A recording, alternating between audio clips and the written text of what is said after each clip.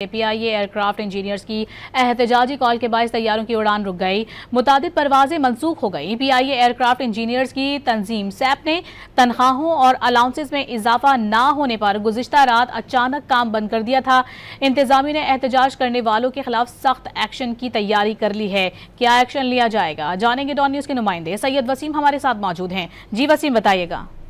जी बिल्कुल, ये इस वक्त मामला जो है वो काफ़ी गंभीर हो चुका है। PIA इंतजामिया और एयरक्राफ्ट इंजीनियर्स में जो तनाज़ा है उसके बायस जो CEO PIA हैं आमिर हयात, वो भी कराची पहुंच गए हैं। PIA एयरक्राफ्ट इंजीनियर्स के खिलाफ जो है वो सख्त कार्रवाई के अहकाम जारी किए गए हैं, ज़राए बताते हैं। और इसी जो एहतजाज के सबब जो है वो काफ़ी बड़ी तादाद में जो तैयारे हैं वो खड़े हो गए हैं और जो परवाज़ें हैं वो मनसूख हो गई हैं। जो परवाज़ें मनसूख हुई हैं उसमें PIA की लाहौर से मस्कत की दो तरफा परवाज़ PK 263 264 मनसूख हुई है। कराची से फैसलाबाद और फैसलाबाद से कराची की परवाज़ मनसूख हुई है।